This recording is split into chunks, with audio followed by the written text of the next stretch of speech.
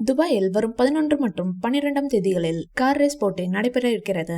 இந்த கார் ரேஸில் அஜித் குமாரும் கலந்து கொள்ள இருக்கிறார். இதற்காக அவர் தனது காரை பார்த்து உருவாக்கி இருந்தார். இதற்காக கடந்த சில மாதங்களாக அஜித் அவர்கள் துபாயில் இருந்தார். மேலும் கார் ரேஸ் பயிற்சியும் மேற்கொண்டு வந்தார். இதற்கிடையில் தனது விடாமுயற்சி படத்தின் சில காட்சிகளையும் டப்பிங் பணிகளையும் முடிப்பதற்கு சென்னை வந்த அவர் விடாமுயற்சி பட காட்சிகளையும் டப்பிங் பணிகளையும் முடித்த கையோடு சில தினங்களுக்கு முன்பு துபாய் புறப்பட்டு சென்றார்.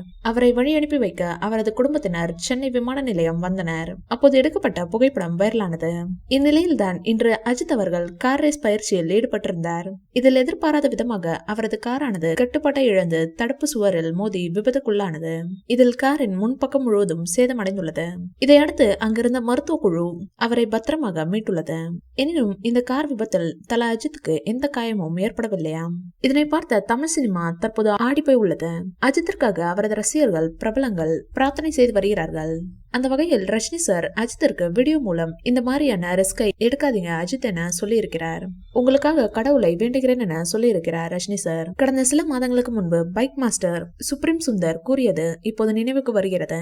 அதிவேகமாக கார் ரேஸ் செல்வதெல்லாம் ஆபத்து என்றுதானே என்று நான் கேட்டேன். ஆனால் அதற்கு அஜித் கார் மற்றும் பைக் ரேஸ் என்று எதுவாக இருந்தாலும் நான் முறையாக பயிற்சி எடுத்துதான் ரேஸ் மேற்கொள்வேன். அப்படி இருக்கும்போது 90% விபத்து தவிர்க்கப்படும். மீதமுள்ள 10% இயற்கைக்கு மாறானது.